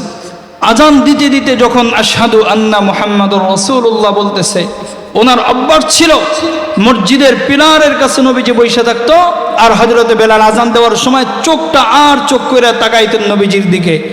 হযরতে বেলাল দেখতেন যে নবীজি সাল্লাল্লাহু আলাইহি ওয়াসাল্লাম ওখানে বৈশা হযরতে বেলালের দিকে চোখ বড় বড় করে তাকায়া সুন্দরভাবে বেলালের আজানগুলো অনুভব করতেন, উপভোগ করতেন। কিন্তু ওই দিন যখন হযরতে বেলাল চোখটাকে একটু আর করে পিলারের দিকে তাকাইছে, দেখে মায়ের নবী রাহমাতুল আলামিনকে আর দেখা যায় না। সঙ্গে সঙ্গে হযরতে বেলাল বেহুশ হয়ে পড়ে গেছেন। হুশ ফেরানোর পরে জিজ্ঞাসা করা হলো, ভাই বেলাল, হঠাৎ করে কি হলো? আজানের মাঝখানে বেহুশ হয়ে পড়লা কেন? হযরতে বেলাল জবাব দেয়, সাহাবীরা রে, আমি যখন আজান দিতাম আমার নবী আমার দিকে চেয়ে থাকতো। আজকে আমি যখন আজান দেই দেখি আমার মায়ার নবী রাহমাতুল লিল আলামিনকে আর দেখা যায় না। এজন্য আমি সহ্য করতে না পেরে আমি বেহুশ হয়ে পড়ে গেছি। এই হযরতে বেলাল নবীজির প্রতি এই পরিমাণ মহব্বত থাকার কারণে হযরতে বেলালের দাম এত বেশি বাড়ছে যে নবীজি যেই সওয়ারির উপরে উঠবে হযরতে বেলাল সেই সওয়ারির লাগাম ধরে ধরেই জান্নাতের ভিতরে প্রবেশ করবে। মুসলমান ভাইরা, আমরা কোথায় আজ হারিয়ে গেছি। হযরত আবু বকর সিদ্দিক আকবর এমনিই হয় নাই, নবীজিকে অনুকরণ করে সিদ্দিক আকবর হয়েছেন। হযরত ওমর এমনি হয় নাই, নবীজিকে অনুকরণ করে হযরত ওমর হয়েছে। ওসমান রাদিয়াল্লাহু তাআলা আনহু এমনি হযরত ওসমান হয় নাই, এত দামি এমনি হয় নাই, নবীজিকে অনুকরণ করে দামি হয়েছেন। হযরত আলী নবীকে চিনছেন, দামি হয়েছেন। আমার বাজান জঙ্গলের প্রাণীগুলিও নবীকে চিনছে, দামি হয়েছেন। জঙ্গলের গাছগুলি নবীকে চিনছে, দামি হয়েছে। মসজিদের ভিতরে নবীজি ট্যাক লাগায় খুতবা দিতেন, খেজুর গাছ নবীর প্রেমে হাউমাউ করে কাঁদছেন, নবীজিকে চিনছেন, দামি হয়ে গেছে। জান্নাতের ভিতরে খেজুর গাছ থাকবে, নবীজি আবারও সেই জান্নাতের ভিতরে খেজুর গাছের সাথে ট্যাক লাগাবেন। গাছও নবীকে চিনা জান্নাতি হইল, ইনসানের ভিতরে সাহাবীরা চিনাও জান্নাতি হইল, জঙ্গলের প্রাণীগুলি পর্যন্ত নবীকে চিনা জান্নাতি হয়ে গেল। শুধুমাত্র কেবলমাত্র বাদ থেকে গেছে আমরাই। কি পরিমাণ কপাল পোড়া বদনসিব আমাদের, কি পরিমাণ বদনসিব আমাদের, একটাবার চিন্তা করে দেখেন। এজন্য নবীজির আদর্শের উম্মত হওয়ার দরকার আছে না নাই? নবীজির সুন্নাত মোতাবেক জিন্দেগি চালানোর দরকার আছে না নাই? মুসলমান, আমি যা করি না কেন, আমার ব্যক্তিগত জীবন, আমার পারিবারিক জীবন, আমার রাষ্ট্রীয় জীবন, আমার সর্বক্ষেত্রে আমি একজনকেই আইডল মানব, একজনের আদর্শেই আদর্শ হব। তিনি কে? মুহাম্মাদুর রাসূল সাল্লাল্লাহু আলাইহি ওয়াসাল্লাম। মনে থাকবে ইনশাআল্লাহ। আল্লাহ তাআলা বলছেন, কুল ইন কুনতুম তুহিব্বুনাল্লাহ ফাত্তাবিউনি ইউহিব্বুকুমুল্লাহ ওয়া ইয়াগফির লাকুম যুনুবাকুম আল্লাহু গফুরুর রহিম। স্বয়ং রব্বে কারীম বলছেন, নবীজি আপনি আপনার উম্মতদেরকে জানায়া দেন। আমি সরল তরজমাটুক বুঝাবার জন্য বলে দেই। আল্লাহ বলছেন নবীজি উম্মতদেরকে জানায়া দেন, তারা যদি আমি আল্লাহ তাআলা পর্যন্ত পৌঁছাইতে চায়, আমি আল্লাহকে পাইতে চায়, আপনি নবীকে যেন তারা আগে পায়। আমি আল্লাহকে যদি সন্তুষ্ট করতে চাই, তারা যেন আগে আপনি নবীকে সন্তুষ্ট করে। আর নবীজি বলছেন, মান আহাব্বা সুন্নতি ফাকাদ আহাব্বানি ওয়া মান আহাব্বানি কানা মাই ফিল জান্নাহ। যারা আমার সুন্নাত মানবে, আমার আদর্শ মোতাবেক জিন্দেগি চালাবে, আমার আদর্শে আদর্শিত হবে, আমি নবীর সাথে সাথেই তারা জান্নাতের ভিতরে প্রবেশ করবে। এবার আপনারা কি জান্নাতি হইতে চান না জাহান্নামী হইতে চান? জাহান্নামী কারা কারা হইতে চান? হাত তোলেন। আরে বাবারে, পুরাপুরি আল্লাহর ওলি, মাসুম মানুষ, মাত্র নাজিল হয়েছে, কিছু বুঝে না, বুঝে নাই, হুজুরকে হাত তুলে ফেলছে। জান্নাতি কারা কারা হইতে চান? নারায়ে তাকবীর। সত্যিকার অর্থে জান্নাতি হইতে চান? হাত তুলে রাখেন। জান্নাতি হওয়ার জন্য আরেকটা আমল, আমি আরেকটা আয়াত তেলাওয়াত করছি, আল্লাযীনা ইউনফিকুন ফিস সাররাই ওয়াদ দাররাই ওয়াল কাযিমিনাল গায়জ। এটার প্রথম অংশ ইউনফিকুন ফিস সাররাই ওয়াদ দাররা। আল্লাহ বলছেন মুহসিন ব্যক্তিদের তিনটা নিদর্শন বলছেন। কয়টা? কয়টা? তিনটা নিদর্শন। কয়টা নিদর্শন? তিনটা নিদর্শন। এক নম্বর, রাগকে কন্ট্রোল করে। আমরা কি আমাদের রাগকে কন্ট্রোল করি? রাগকে কন্ট্রোল করেন? এটা আল্লাহর আদেশ, ওয়াল কাযিমিনাল গায়জ। না, কেউ যদি একবার আমারে গালি দেয়, তোর এত বড় সাহস আমারে গালি দিছ, তো 14 গোষ্ঠী দেখে ছেড়ে দিমু। কি বলেন আপনারা? কেউ ঘুষি একটা দিলে তারা আমি দুইটা দিমু। কি বলেন? কেউ যদি আমাকে গালি দেয়, আমি তাকে গালি দিব নাকি তার জন্য হেদায়েতের দোয়া করব? হ্যাঁ, কথা বলেন, তার জন্য কি করব?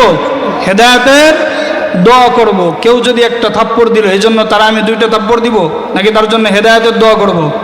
হেদায়েতের দোয়া করবে। এমনও তো হতে পারে যে সে আপনার পায়ে ধরে এসে একটা সময় ক্ষমা চাইতে পারে না? ওয়াতিলকাল আইয়ামু নুদাউলুহা বাইনান নাস। আল্লাহ তাআলা ইনসানের ভিতরে সময়কে ঘুরাইয়া দেয়। আজকে যার ক্ষমতা, কালকে সে পথের ফকির, আর আজকে যে ফকির, কালকে তার ক্ষমতা। বানাইতে পারেন কে? নদীর এপার ভাঙে ওপার করে, এই তো নদীর খেলা। সকালবেলার ধনীরে তুই, ফকির সন্ধ্যাবেলা। যতই করো বাহাদুরি, এই দুনিয়া নয় তোর বাড়ি। আমাদের বাড়ি এই দুনিয়া নেই, এজন্য বাহাদুরি করারও কোনো কিছু নাই, ক্ষমতা দেখানোরও কিছু নাই, শক্তি দেখানোরও কিছু নাই। আজকে আমার শক্তি আছে, আগামীকাল আল্লাহ আমারে একদম পঙ্গু বানায় রেখে দিতে পারে। আবার আজকে যে দুর্বল, তারা আল্লাহ তাআলা আগামীকাল শক্তিশালী করে দিতে পারেন কি পারেন না? কথা বলেন, পারেন কি পারেন না? এজন্য 1 নম্বর গুণ, রাগ কন্ট্রোল করতে হবে। 2 নম্বর, ওয়াল আফিনা আনিন নাস, মানুষের উপরে ইহসান করতে হবে। 3 নম্বর, ইউনফিকুন ফিস সাররাই ওয়াদ দাররা। এটা ভালো করে শুনেন। আল্লাহ বলছেন তোমরা সুখে দুঃখে সর্ব অবস্থায় সর্বহালতে তোমাদেরকে আমি যে পরিমাণ মাল দিছি ওই মাল থেকে তোমাদের সামর্থ্য অনুযায়ী তোমরা আমি আল্লাহর রাস্তায় খরচ করো। এই যে যে খরচটা করা হয়, আল্লাহ তাআলা বলছেন মাসালুল্লাযীনা ইউনফিকুনা আমওয়ালাহুম ফি সাবিলিল্লাহ সুম্মা লা ইউতবিউন মা আনফাকু মান্নান ওয়ালা আদাল্লাহুম আজরুহুম ইনদা রাব্বিহিম ওয়ালা খাউফুন আলাইহিম ওয়ালা হুম ইয়াহজানুন।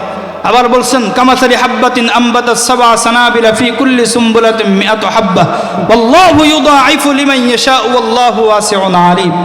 দুনিয়ার জমিনে আমরা যে অর্থ করি, দান করি, এটা একটা চারার মতো।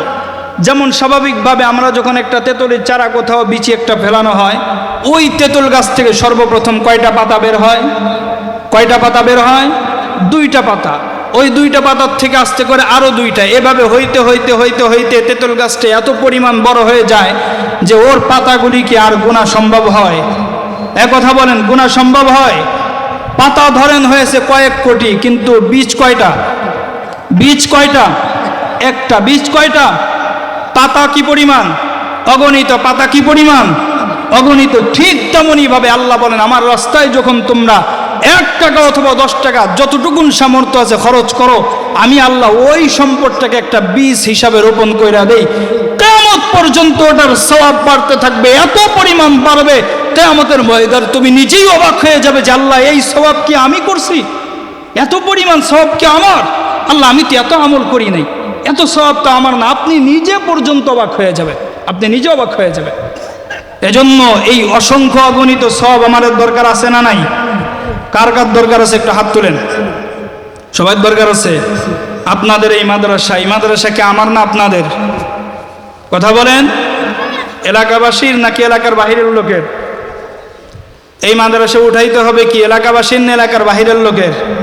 এই মাদ্রাসায় যে তালিবুল ইলমরা কোরআন পড়ে, সওয়াব আগে কি এলাকার বাহিরের লোক পায় নাকি কবরস্থানের লোক পায়? কারণ মাদ্রাসাটা কবরস্থানের সাথে লাগানো। কোরআনের শব্দ পড়লেই সাথে সাথে সওয়াবগুলি অটোমেটিক কবরের ভিতরে যাইতে থাকে। আল্লাহ নবী বলছেন, হাফেজে কোরআন 1 হরফ যখন পড়ে আল্লাহ তাআলা বুঝে পড়ুক না বুঝে পড়ুক 10 নেকি দিয়ে দেয়। ওযু সহকারে পড়লে 20 থেকে 25 নেকি, ওই হরফটা নামাজে পড়লে 100 নেকি দিয়ে দেয়। আল্লাহ তাআলা দিয়ে দিচ্ছে।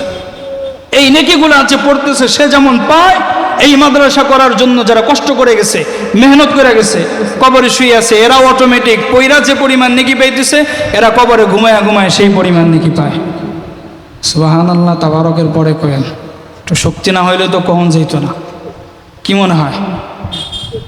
সুবহানাল্লাহ যদি বলেন, জান্নাতের ভিতরে আল্লাহ তাআলা এমন এক গাছ লাগায় দেয়, যেই গাছের ছায়া দ্রুতগামী ঘোড়া যদি 500 বছর পর্যন্ত দৌড়ায়, এরপরে ওই গাছের ছায়ার এক মাথা থেকে আরেক মাথা শেষ করতে পারবে না।